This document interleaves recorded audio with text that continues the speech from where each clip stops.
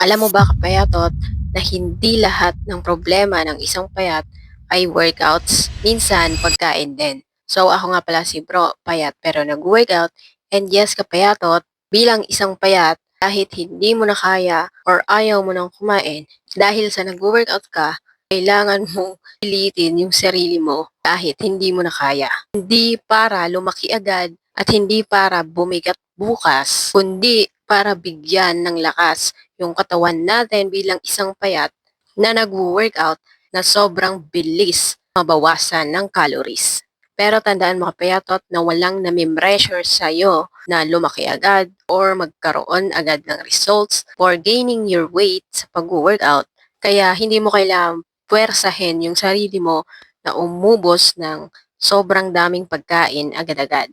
Simulan mo lang sa kaya mo, dagdag ng paunti-unti, at paulit-ulitin mo lang yon ang consistency dahil hindi naman kailangan ng katawan natin ng perfect calorie per day.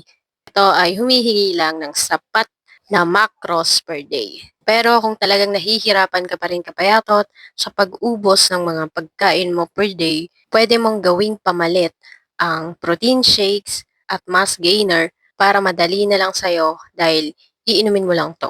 Dahil naniniwala ako kapayatot na ang pagkain ay hindi natin kalaban, lalong-lalo na sa ating mga payat.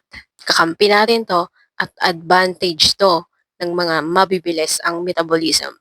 So, yun lang kapayatot. Let's grow together sa Payat Fitness Workout Group. Follow for more. Bye!